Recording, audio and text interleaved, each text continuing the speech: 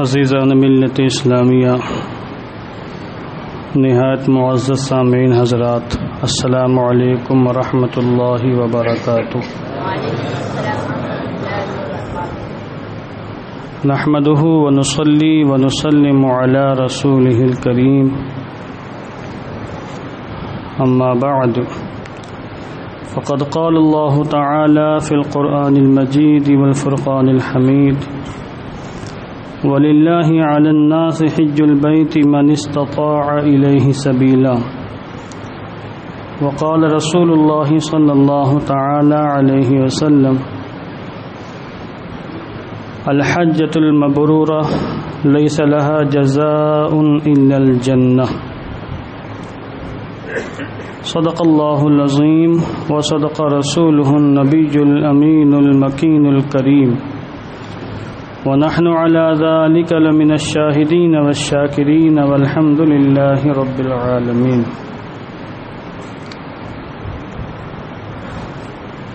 آئیے نہایت عقیدت و احترام کے ساتھ اپنی اور ساری کائنات کے مرکز عقیدت حضور رحمت عالم جان عالم فخر بنی آدم سید الانبیاء والمرسلین ارواحنا فداہ جناب محمد الرسول اللہ صلی اللہ تعالی علیہ وسلم کی مقدس بارگاہ میں درود و سلام کا ہدیہ محبت پیش کریں۔ اللہم صلی علی سیدنا مولانا محمد وبارک وسلم، صلاۃ و سلاما علیک یا رسول اللہ صلی اللہ تعالی علیہ وسلم۔ اللہ تبارک و تعالی کا بے پناہ فضل و کرم ہے کہ آج ہم پھر اس کی بارگاہ میں حاضر ہو کر انوار و برکات سے مالا مال ہو رہے ہیں۔ دعا گو ہوں کہ اللہ ہم سب کی حاضری قبول فرمائے اور نماز جمعہ کو ہم سب کی بخشش کا نجات کا وسیلہ بنائے۔ آج ماہ ذی القعدہ کی 28ویں تاریخ ہے اور ان قریب وہ ماہ مبارک جلوہ گر ہونے والا ہے جس کے مخصوص ایام میں مسلمانان عالم حج بیت اللہ کا فریضہ انجام دیتے ہیں۔ پچھلے ہفتے میں نے حضرت سیدنا ابراہیم خلیل اللہ علیہ السلام کی زندگی کے چند حالات بیان کیے۔ آج انشاءاللہ میں پہلے حج بیت اللہ کے حوالے سے چند بات عرض کروں گا اور پھر انشاءاللہ اگلے ہفتے حضرت ابراہیم علیہ السلام کی زندگی کے اور باقی حالات بیان کروں گا۔ پھر اس کے بعد انشاءاللہ نماز عید میں قربانی وغیرہ کے حوالے سے کچھ باتیں پیش کی جائیں گی۔ ہم سبھی جانتے ہیں، ہر مسلمان یہ جانتا ہے کہ نماز، روزہ، زکوٰۃ کی طرح حج بھی اسلام کا اہم ترین رکن ہے۔ جس طرح اللہ رب العزت نے قرآن مقدس میں نماز اور روزے اور زکوٰۃ کے فرض ہونے کا اعلان فرمایا، اسی طرح اس نے قرآن مقدس میں حج بیت اللہ کی فرضیت کا بھی اعلان فرمایا ہے۔ حج بیت اللہ بھی فرض ہے، اس کے کچھ شرائط ہیں، جس مومن کے اندر وہ شرطیں پائی جاتی ہیں اس پر حج بیت اللہ فرض ہوتا ہے، اور اس کا فرض ہونا قطعی یقینی ہے۔ کوئی بھی مسلمان اسلام کا دعویٰ کرتے ہوئے اس کے فرض ہونے کا انکار نہیں کر سکتا۔ فرض ہونے کا اعتقاد رکھنا تو ہر مسلمان پر فرض ہے، البتہ حج بیت اللہ کرنا کن پر فرض ہے تو اس کی کچھ شرطیں ہیں۔ قرآن مقدس کے اندر اللہ نے حج بیت اللہ کی فرضیت کا جہاں پہ اعلان فرمایا، الگ انداز میں اللہ نے حج بیت اللہ کی فرضیت کا اعلان فرمایا ہے۔ نماز فرض کرنی تھی تو فرمایا اقیم الصلاۃ، نماز قائم کرو، یعنی امر کا صیغہ آیا۔ زکوٰۃ کی فرضیت کا اعلان فرمایا تو آتوا الزکاۃ فرمایا، زکوٰۃ دو۔ اور روزوں کے بارے میں فرمایا فمن شہد منکم الشہر فلیصمہ، کہ جو رمضان کا مہینہ پائے وہ رمضان کے روزے رکھے، اسے چاہیے کہ وہ رمضان کے روزے رکھے، مگر حج بیت اللہ کے فرض ہونے کا اعلان فرمایا تو نئے انداز میں یہ ارشاد فرمایا وَلِلَّهِ عَلَى النَّاسِ حِجُّ الْبَيْتِ مَنِ اسْتَطَاعَ إِلَيْهِ سَبِيلًا، اور لوگوں پر اللہ ہی کے لیے خانہ کعبہ کا حج کرنا ہے، سب پر نہیں، من استطاع الیہ سبیلا، ان پر جن کے پاس حج کرنے کی استطاعت ہو، وہاں پر جانے کی طاقت و قدرت ہو۔ یہاں پر میں چند باتیں کروں گا، اس کے بعد انشاءاللہ میں فضائل کے حوالے سے کچھ احادیث کریمہ پیش کر کے ان کی تھوڑی سی تشریح کروں گا۔ جتنی بھی عبادتیں ہیں ان میں سے کچھ عبادتیں وہ ہیں جو بدنی عبادت ہیں، مثلا نماز ہے، اس کا تعلق بدن سے ہے، مال سے اس کا کوئی تعلق نہیں۔ نماز پڑھنے میں آپ کی ایک پھوٹی کوڑی خرچ نہیں ہونی ہے۔ اب یہ الگ بات ہے کہ کوئی انسان مسجد دور ہے، اب اس کو بائک سے جانا ہے یا ٹیکسی سے جانا ہے تو الگ مسئلہ ہے، مگر فی نفسہ ہی نماز کی ادائیگی میں ایک پیسہ بھی خرچ نہیں ہونا، یہ بدنی عبادت ہے۔ اس میں بدن کو لگانا ہے، رکوع کرنا ہے، سجدہ کرنا ہے، زبان کا استعمال کرنا ہے، تلاوت قرآن کرنا ہے، چل کے آنا ہے۔ اور ایک عبادت اسی طریقے سے روزہ لے لیں آپ، یہ بدنی عبادت ہے۔ یہ الگ بات ہے کہ لوگوں نے روزے کو بڑا مشکل بنا دیا، افطاری کا انتظام، دنیا بھر کی ڈشیں ہوتی ہیں، سحری کے انتظام میں دنیا بھر کے جھمیلے ہو جاتے ہیں، اور رمضان میں بجٹ بڑھ جاتا ہے، یہ الگ مسئلہ ہے، لوگوں نے خود بنا کے رکھا ہے، شریعت اسلامیہ نے تھوپا نہیں ہے۔ زکوٰۃ یہ صرف مالی عبادت ہے، اس میں بدن کا کوئی کام نہیں، اس میں کوئی ورزش نہیں ہے، اور اس میں کچھ محنت نہیں کرنا ہے، بس حساب لگانا ہے، مال نکال دینا ہے، چاہے خود نکال دیں یا کسی کو وکیل بنا دیں۔ بڑے بڑے سیٹ لوگ آفسوں میں لوگوں کو بیٹھاتے ہیں، حساب دیتے ہیں کہ اتنا مال ہے، اتنی زکوٰۃ نکالنی ہے، اتنے لوگوں کو دینا ہے، یہ پوری لسٹ تمہارے پاس ہے، آتے جائیں دیتے جاؤ۔ تو اس میں کوئی محنت نہیں ہے، صرف مال نکالنا ہے۔ تو زکوٰۃ جو دی جاتی ہے یہ صرف مالی عبادت ہے، مگر حج بیت اللہ یہ بدنی عبادت بھی ہے اور مالی عبادت بھی ہے۔ اس میں صرف مال سے کام چلنے والا نہیں ہے، اور اس میں صرف بدن سے کام چلنے والا نہیں ہے، اس میں محنت بھی کرنی ہے، اور چھوٹی موٹی محنت نہیں، اتنی محنت کرنی کہ حالت خراب ہو جاتی ہے۔ اس لیے حدیث پاک میں حج کو جہاد کہا گیا۔ میں تو ہو کے آیا ہوں نا جوانی کے عالم میں، 3 سال پہلے قبل 2018 میں اللہ کے فضل و کرم سے اللہ نے مجھے اور میری اہلیہ کو دونوں کو حج بیت اللہ کے سعادت سے سرفراز فرمایا، اور جو محنت ہوتی ہے وہ ہم ہی جانتے، جو جا چکا اس کو معلوم ہے کتنی محنت حج میں ہوتی ہے۔ تو بدنی عبادت بھی ہے کہ محنت کرنا ہے، اور مالی عبادت بھی پیسہ بھی خرچ کرنا ہے۔ تو چونکہ اس میں بڑی مشقتیں ہوتی ہیں، بڑی دشواریاں ہوتی ہیں، اور ایک عجیب انداز کی عبادت ہے، کوئی کتنا بڑا لاڈ صاحب ہو اس کو جوتے اتارنا پڑے گا، چپل پہننا ہے، جوتے نہیں پہن سکتے آپ۔ کوئی کتنا بڑا سیٹ ہو اس کو کپڑے اتارنے پڑیں گے، 2 چادر پہننی ہے۔ اب ایک وہ انسان جس نے ہمیشہ کپڑے سلے ہوئے پہنے ہوں، کبھی چادر لپیٹا نہ ہو، کبھی بغیر سلا کپڑا نہ پہنا ہو، اس کو کتنی مشقت ہوگی احرام باندھنے میں، پھر احرام باندھنے کی جو سارے معاملات ہیں ان کو جھیلنے میں کتنی دشواریاں ہوتی ہیں، اس کو وہی سمجھ سکتا ہے جو وہاں گیا ہو، جس نے احرام کی پابندیوں کو جھیلا ہو۔ پھر طواف کرنے میں، سعی کرنے میں چلنا پڑتا ہے، پھر جب وہ صفا جاتے ہیں، صفا سے جمرات جا کے وہاں شیطان کو 3 دن پتھر مارنے پڑتے ہیں، اس میں وہ درگت بنتی ہے کہ وہی سمجھ سکتا جو وہاں گیا۔ میدان عرفات کی سخت گرمی میں وہاں رہنا پڑتا ہے، مزدلفہ جانا ہے، یعنی مسلسل 5 دن جو محنت ہوتی ہے، اچھے اچھے جوانوں کے پتے پانی ہو جاتے، کلیجہ پھٹنے لگتا ہے۔ جب میں حج کرنے گیا، حالانکہ میری چلنے کی بڑی پریکٹس ہے، میں LTT جب چلا جاتا ہوں، روزانہ اکثر جاتا رہتا ہوں، 2 4 5 کلومیٹر چل لیتا ہوں، اس کے باوجود میری جو درگت بنی تھی میں ہی جانتا ہوں۔ یہاں آنے کے بعد بھی 1 مہینہ پیر کی تکلیف ہماری ختم نہیں ہوتی، مینا میں اتنا چلنا پڑا۔ میں نے ڈائری جو بنائی تھی اس میں نوٹ لکھا تھا کہ کوئی بھی ہمارا احباب نماز پڑھنے والا میرے پیچھے ہم سے محبت کرنے والا کوئی متعلقین میں سے جائے گا، میں اس کو مشورہ دوں گا کہ اس کی باقاعدہ پریکٹس کرو، ورنہ حج آسان نہیں کر پاؤ گے، بہت مشکل کام ہے۔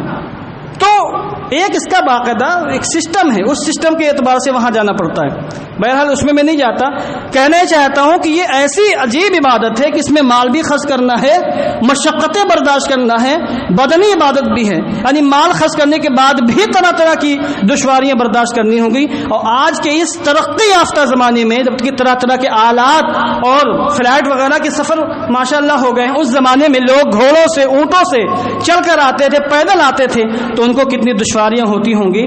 اس لیے اللہ نے تسلی کے لیے اپنے بندوں سے فرمایا گھبرانا نہیں، وَلِلَّهِ عَلَى النَّاسِ حِجُّ الْبَيْتِ، لوگوں پر اللہ کے لیے خانہ کعبہ کا حج کرنا ہے۔ گویا کہ اللہ نے وَلِلَّهِ فرمایا ہے، وَلِلَّهِ یعنی یہ حج اللہ کے لیے ہے۔ یہ اشارہ فرمایا میرے بندوں اگر حج بیت اللہ کرنے میں سفر کی دشواریاں سامنے آ جائیں، مال خرچ ہو جائے، پریشان ہو جاؤ، گھبرانا نہیں، تم یہ سمجھنا کہ یہ سب کچھ میں اس اللہ کے لیے کر رہا ہوں جس نے مجھے پیدا فرمایا، یہ سب کچھ اس اللہ کے لیے کر رہا ہوں جس نے مجھے مال دیا ہے، جس نے مجھے صحت سے نوازا، جس نے مجھے دولت سے سرفراز فرمایا ہے۔ یہ سب کچھ، یہ ساری قربانیاں اور یہ ساری مشقتیں، یہ سب کے سب اللہ کی رضا کے لیے ہیں۔ اس لیے اللہ نے جب حج بیت اللہ کے فرض ہونے کا اعلان فرمایا ہے تو یہ نہیں کہا حج کرو، حج فرض ہے، جس طرح نماز کے حوالے سے، زکوٰۃ کے حوالے سے، روزوں کے حوالے سے اللہ نے فرمایا، یہاں پر نئے طریقے سے فرمایا کہ لوگوں پر اللہ کے لیے خانہ کعبہ کا حج کرنا ہے۔ اسی سے آپ اندازہ سمجھ سکتے ہیں کہ ہمارا رب، ہمارا خدا، ہمارے خالق و مالک اپنے بندوں پر کس قدر مہربان ہے۔ جب حج بیت اللہ کا اعلان ہو گیا، یہ بات بھی ذہن میں رکھیے گا کہ آقا دو عالم صلی اللہ علیہ وسلم، ایک بہت اہم بات میں بیان کر رہا ہوں، ہجرت کے بعد آپ نے صرف ایک حج فرمایا ہے۔ ہجرت سے پہلے حج کیا آپ نے، حج فرض نہیں تھا مگر حج کیا آپ نے۔ جیسے نماز تو بعد میں فرض ہوئی، حضور پہلے سے نماز پڑھا کرتے تھے، اس پر باقاعدہ روایتیں موجود ہیں۔ نماز تو بعد میں فرض ہوئی، اعلان نبوت کے کئی سال کے بعد، تقریباً 12 سال کے بعد یا 13 سال کے بعد یا 10 سال کے بعد اختلاف نماز فرض ہوئی، مگر حضور نے پہلے ہی سے نماز ادا فرمائی ہے۔ ہجرت کے بعد حضور نے 4 عمرے کیے ہیں اور ایک حج کیا ہے سن 10 ہجری میں، اور اسی حج کے بعد آپ کا وصال ہوا۔ اسی حج کو حجۃ الوداع یا حجۃ الوداع یا حجۃ الوداع یا حجۃ الوداع 4 طرح سے اس کو پڑھا جاتا ہے، اس کو حجۃ الوداع کہا جاتا ہے۔ اور حج 9 ہجری میں فرض ہوا ہے، 9 ہجری میں حج کا فرضیت کا اعلان فرمایا۔ 9 ہجری کا جو حج ہوا اس کے امیر حضرت صدیق اکبر تھے۔ پھر 10 ہجری میں خود حضور نے حج فرمایا، اور آپ نے حج کرنے سے پہلے اعلان فرمایا، جہاں جہاں بھی عرب شریف میں مسلمان آباد تھے اور جن کو بھی معلوم ہوا کہ حضور حج کرنے تشریف لے جا رہے ہیں، سارے مسلمان جمع ہوئے اور تقریباً 1,14,000 یا 1,24,000 کی تعداد میں مسلمانوں نے حضور کے ساتھ حج کرنے کی سعادت حاصل کی۔ یہ ایک تاریخی میں نے بیک گراؤنڈ آپ کو بیان کیا۔ تو حضور نے 4 عمرے فرمائے اور ایک حج فرمایا آپ نے۔ جب حج فرض ہو گیا تو حضور نے صحابہ کی مابین حج کے فرض ہونے کا اعلان فرمایا۔ نسائی شریف کے اندر، ترمذی شریف کے اندر، مسلم شریف کے اندر روایتیں موجود ہیں۔ آپ نے صحابہ کی مابین خطبہ ارشاد فرمایا اور کھڑے ہو کر فرمایا، ان اللہ عز وجل قد فرض علیکم الحج، اے لوگوں، اے میرے غلاموں، میرے صحابہ، اللہ نے تم پر حج فرض کر دیا، اب تمہیں حج کرنا ہی کرنا ہے۔ ایک صحابی کھڑے ہو گئے، ان کا نام ہے اقرع بن حابس رضی اللہ تعالیٰ عنہ۔ کئی روایتیں، بعض روایتوں میں یہ کہ ایک شخص کھڑا ہوا، اور بعض روایتوں میں کھڑے ہونے والے شخص کا نام بھی ہے، یعنی حضرت اقرع بن حابس کھڑے ہو گئے اور یہ کہا، افی کل عام یا رسول اللہ، یا رسول اللہ، حج تو فرض ہو گیا مگر یہ ارشاد فرما دیں کیا ہمیں ہر سال حج کرنا ہے؟ یہ تو دیکھا آپ نے کہ اللہ بندوں پر کتنا مہربان ہے، اب یہ بھی دیکھیں رسول اللہ اپنی امتیوں پر کتنے مہربان ہیں۔ حضور خاموش ہو گئے، فسکت عنہ، اور آپ نے کوئی جواب نہیں دیا۔ حتی اعادہ ثلاثا، وہ صحابی بھی تھوڑے سے ضدی تھے اور کردنے لگے وہ کہ حضور کیا ہر سال فرض ہے؟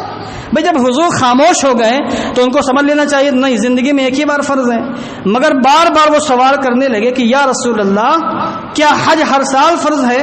جب 3 بار انہوں نے مسلسل بار بار سوال کیا تو اس کے بعد حضور نے جواب ارشاد فرمایا کہ لو قلت نعم لوجبت ولو وجبت ما کنتم بہا، اے میرے غلام، تو بار بار سوال کر رہا ہے کہ کیا حج ہر سال فرض ہے؟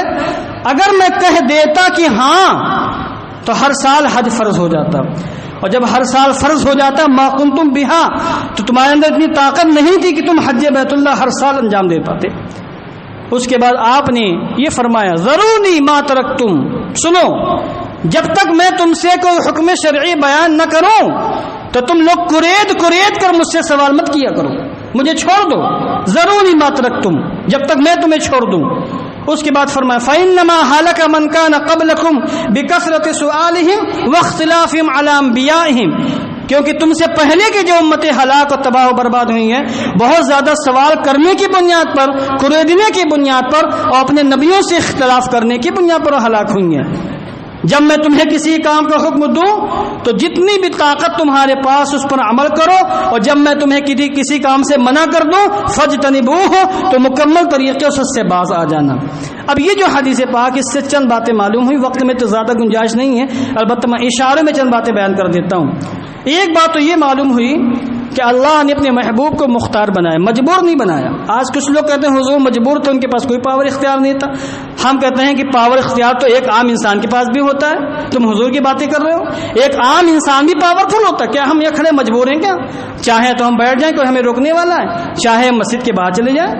آپ بیٹھے ہیں، کوئی مجبور نہیں ہے، آپ کوئی زبردستی کھینچ کر آپ کو نہیں لائے، اپنی اختیار اپنی مرضی سے آئے ہیں، اپنا پاور استعمال کر کے آئے ہیں یہاں پر. تو کوئی مجبور نہیں، سب کو اللہ نے کچھ نہ کچھ اختیار، کچھ نہ کچھ پاور دیا ہے. یہ کہتے ہیں حضور کو کوئی اختیار نہیں. شریعت کے معاملے میں بھی اللہ نے حضور کو اختیار دیا تھا. نماز تو حج تو اللہ نے فرض فرمایا، مگر یہ حج ہر سال ہونا تھا یا زندگی میں ایک سال فرض ہونا تھا، اس کا اختیار اللہ نے حضور کو دیا تھا. حضور نے امت کی مشقت کو دیکھتے ہوئے زندگی میں ایک بار ہی حج کو فرض فرمایا اور ہر سال حج کو فرض نہیں قرار دیا. اس لیے آپ نے فرمایا اگر میں کہہ دیتا کہ ہاں تو ہر سال حج فرض ہو جاتا. دوسری بات یہ معلوم ہوئی کہ لوگوں کو سوال میں کریدنا نہیں چاہیے. بعض لوگ کریت کا سوال کرتے ہیں اور پھر جب جواب آتا مشقت میں پڑ جاتے ہیں. اس لیے حضور نے صحابہ سے فرمایا سوال مت کیا کرو، میں خود پیغمبر ہوں اور میرا کام ہے مسئلے بیان کرنا، حکم شرعی بیان کرنا. جو حکم شرعی ہوگا اس کو بیان کروں گا، اور تم اگر سوال کریت کر پوچھے گے تو پھر جب حکم شرعی نازل ہوگا تو مشقت میں پڑ جاؤ گے. تیسری بات یہ معلوم ہوئی کہ دو چیزیں ہیں، ایک تو اوامر ہیں، ایک نواہی. اوامر سے مراد وہ چیزیں جن پر شریعت اسلامیہ نے عمل کرنے کا ہمیں حکم دیا، یعنی شریعت کے احکام جن پر عمل کرنا ہے. ان احکام کے مسئلے میں حکم یہ ہے کہ جتنی بھی طاقت بندے کے پاس ہے اس طاقت کے لحاظ سے وہ عمل کرے گا. جہاں تک ہو سکے نیکیاں کرتے رہو، یہ تو کہیں گے ہم. جہاں تک ہو سکے نماز پڑھتے رہو، جہاں تک ہو سکے زکوٰۃ دیتے رہو، جہاں تک ممکن ہو اچھائیاں کرتے رہو. اب برائیوں کے سلسلے میں حضور نے فرمایا فاجتنبوہ، یہاں مستطاعتم نہیں ہے، یعنی تمہیں بچنا ہی بچنا ہے. یہاں یہ نہیں کہہ سکتے کہ جہاں تک ہو سکے زنا سے بچتے رہنا، جہاں تک ہو سکے چوری سے بچتے رہنا، جہاں تک ہو سکے شراب نوشی سے بچتے رہنا. نہیں، یہاں صاف لفظوں میں کہا جائے گا تمہیں شراب سے بچنا ہی بچنا ہے، کوئی دوسرا آپشن نہیں ہے. تمہیں زنا سے بچنا ہی بچنا، کوئی دوسرا آپشن ہے ہی نہیں. تو اس لیے شریعت اسلامیہ کے تقاضوں کو سمجھنا چاہیے. اس حدیث پاک سے آقا دو عالم کا اختیار بھی معلوم ہوا اور یہ بھی پتہ چلا کہ مذہب اسلام میں زندگی میں ایک مرتبہ حج بیت اللہ ہے. البتہ جس پر بھی حج فرض ہو جائے اس کے لیے حکم یہ ہے کہ تاخیر نہ کرے، اولی وقت میں اس کو ادا کرنے کی کوشش کرے، چونکہ زندگی کا کوئی بھروسہ نہیں ہے. لوگ ہندوستان میں بالخصوص بڑھاپے میں لوگ حج کرتے ہیں اور سیکھتے بھی نہیں ہیں. اس کا پورا سسٹم ہے، میں نے کہا کہ اس کے پورا پروگریس ہے اور اس کا پورا ایک نصاب ہے. جس طریقے سے انسان کوئی بڑا کام کرنے جاتا ہے اس کی تیاری کرتا ہے. تعجب یہ کہ لوگ حج بیت اللہ کرتے ہیں، تیاری بالکل نہیں کرتے ہیں. اب تو خیر لاک ڈاؤن نے حج ہی معطل کر دیا ان لوگوں نے. افسوس کا مقام ہے، سنیما ہال وہاں کھلے ہوئے ہیں، ساری چیزیں کھلی ہوئی ہیں، کتنے بھی فوٹو آ رہے ہیں، ویڈیوز آ رہے ہیں، بھیڑ بھاڑ ہر جگہ جمع ہے. صرف حرم کعبہ ہی میں انہوں نے پابندی لگا کے رکھی ہے، چند مسلمان طواف کرنے کی سعادت حاصل کر رہے ہیں. یہ ان کی شرارت ہے اور خباثت ہے کہ ہر جگہ انہوں نے کھول کے رکھا ہے، اور جہاں پر رحمت و انوار کی بارشیں ہوتی ہیں وہاں کورونا کے خوف کی بنیاد پر انہوں نے پابندی لگا کے رکھی ہے. بہرحال جب حج بیت اللہ جاری تھا اور میں جب گیا تو میں نے وہاں دیکھا ہندوستان کے اکثر بوڑھے لوگ ہوتے ہیں، وہ حج کوئی کسی طرح کی کوئی تیاری نہیں کرتا، ایک دوسرے کو دیکھ کے کرتے ہیں. طواف کر رہے ہیں، ایک دوسرے کو دیکھ کے طواف کر رہے ہیں، اور دیکھنے والا سمجھ رہا کہ یہ صحیح کر رہا ہے، وہ سمجھ رہا کہ یہ صحیح کر رہا ہے، دونوں ایک دوسرے کو دیکھ کے غلط طواف کر رہے ہیں۔ سعی میں بھی غلطیاں کرتے، عورتیں بھی سعی میں دوڑتی جبکہ عورتوں کو دوڑنے کا حکم ہی نہیں ہے۔ اسی طریقے سے کنکری مارنے میں اور دیگر بہت سے مناسک میں بے شمار غلطیاں ہوتی ہیں، اور ایسی غلطیاں ہوتی ہیں کہ جن سے دم بھی لازم آ جاتا ہے، بسا اوقات حج بھی برباد ہو جاتا ہے۔ تو نتیجہ یہ ہوتا ہے محنت بھی کرتے ہیں، پیسہ بھی خرچ ہوتا ہے، اور پھر حج مقبول نہیں ہوتا، مردود ہو جاتا ہے، حج کی برکتیں نہیں ملتی ہیں۔ اور پھر اس پر ڈھٹائی یہ ہوتی ہے کہ جب ان کو کہا جائے کہ یہ آپ نے بڑے میاں یہ غلط کام کیا، یہ حج میں نہیں ہوتا، اس طریقے سے طواف نہیں ہوتا، اس طریقے سے کرنے سے دم لازم آ جاتا ہے، اس پہ یہ کہتے ہیں کہ ارے اللہ معاف کرنے والا ہے، اللہ معاف کرنے والا ہے۔ تو پھر آپ حج کرنے کیوں جب اللہ معاف کرنے والا ہے؟ گھر میں بیٹھے رہتے ہیں، آپ دعا کر لیتے ہیں اللہ معاف فرما دے، حج تو فرض ہے میں نہیں کروں گا، اللہ معاف فرما دے۔ ارے شریعت کے بھی کچھ تقاضے ہوتے ہیں، کچھ اصول ہوتے ہیں، ہر جگہ تھوڑی کہا جاتا ہے اللہ معاف فرمانے والا، یقیناً اللہ معاف فرمانے والا، مگر اللہ نے جس طریقے سے چلنے کا حکم دیا ہے ایک مومن کی شان یہ کچھ طریقے سے وہ چلے۔ بہرحال اس میں لمبی گفتگو ہو سکتی ہے، کیونکہ مجھے اپنے بڑے واقعات یاد ہے، اگر میں بیان کروں تو وقت اسی میں ختم ہو جائے گا۔ حج کو مبرور بنانے کی کوشش کرنی چاہیے۔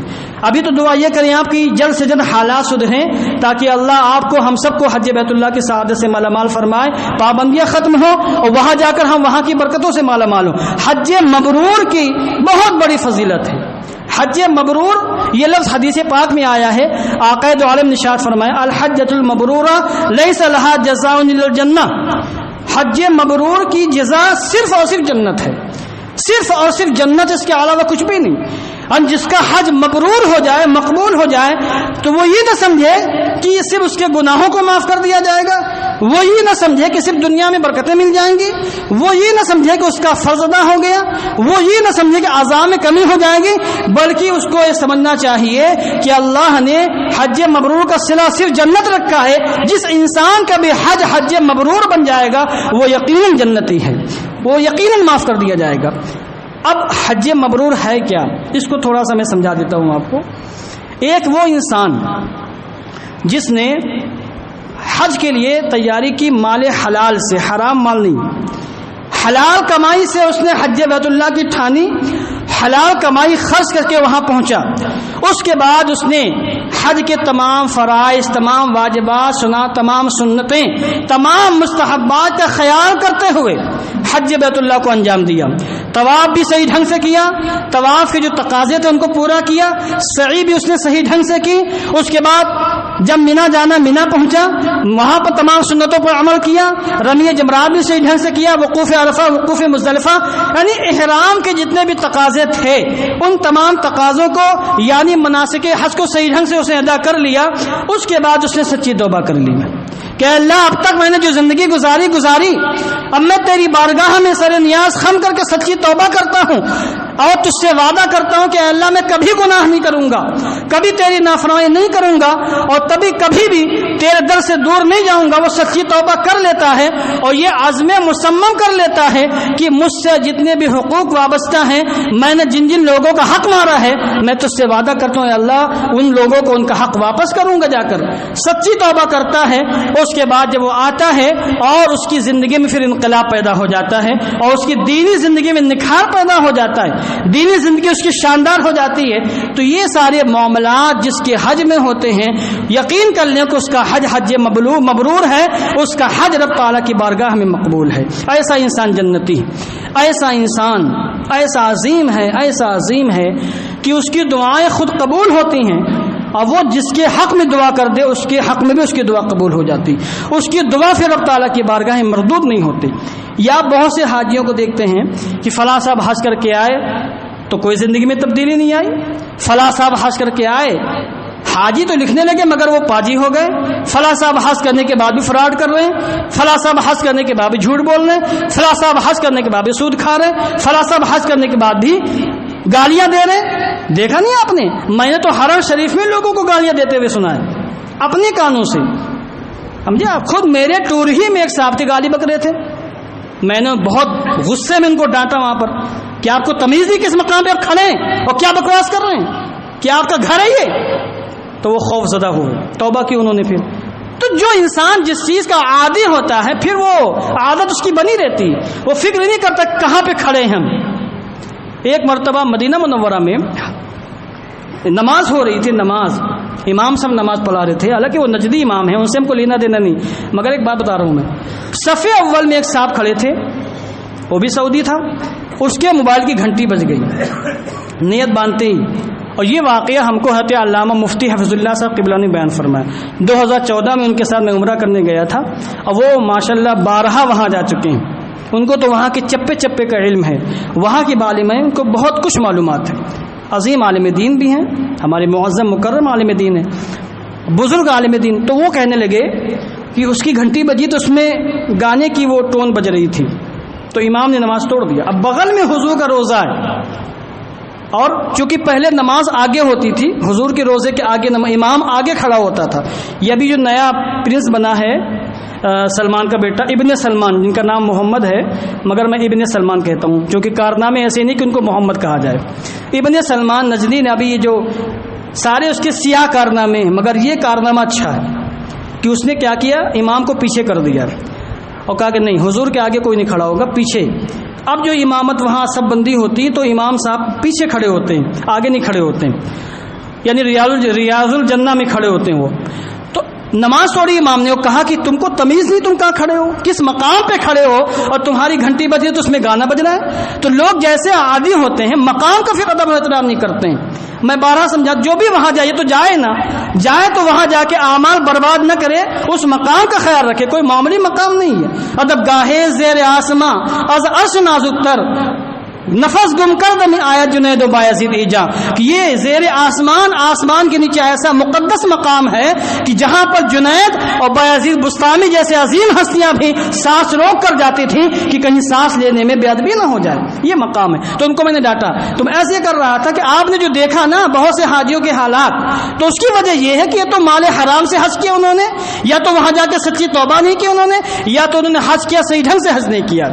تو جن کو بھی اللہ بعد میں حج کرنے کے توفیق عطا فرمائے، تو آپ حج کا فارم بھرنے سے پہلے اس کی تیاری کریں، پہلے یہ غور کریں کہ ہمارا مال حلال ہے کہ حرام ہے، پھر یہ غور کریں کہ ہم نے حج کے بارے میں کیا تیاری کی ہے، حج کے فرائض، حج کے واجبات، حج کی سنتیں، حج کے مستحبات، پھر وہاں کا ادب و احترام کہ خانہ کعبہ میں، حرم مکہ میں اور حرم مدینہ میں کس طریقے سے ہم کو شب و روز گزارنے ہیں، اس کو بھی باقاعدہ پڑھنا ہے، اس کا مطالعہ کرنا ہے۔ اس کے بعد یہ غور کرنا ہے کہ ہم نے کس کا حق مارا ہے، کس کو گالی دی ہے، اور کس کی شان میں گستاخی کی ہے، ان سے معافی مانگ کر، ان کا حق دے کر، وہاں جا کر اگر حج بیت اللہ صحیح ڈھنگ سے کریں گے اور پھر سچی توبہ بھی کریں گے، تو آپ یقین مانیے کہ آپ کا حج مقبول ہوگا، حج مردود نہیں ہوگا۔ اور جب حج مقبول ہوگا، حج مبرور ہوگا، تو ایسے حج کے بارے میں اللہ کے رسول نے ارشاد فرمایا ہے، الحجۃ المبرورہ لیس لہا جزاء الا الجنہ، جو حج رب تعالیٰ کی بارگاہ میں مقبول ہو جاتا ہے اور حج مبرور بن جاتا ہے،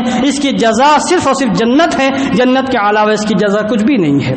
دعا کرتا ہوں کہ اللہ عز و جل ہم سب کو نیک صالح پرہیزگار بنائے، اور حالات سدھرنے کے بعد جلد سے جلد ہم سب کو حرمین شریفین کی زیارت سے شادکام فرمائے، اور ادب و احترام کے ساتھ شرعی تقاضوں کو پیش نظر رکھتے ہوئے وہاں جا کر ادب کے ساتھ حاضری کی ہم سب کو توفیق عطا فرمائے۔ اب چند اعلانات سماعت فرما لیں۔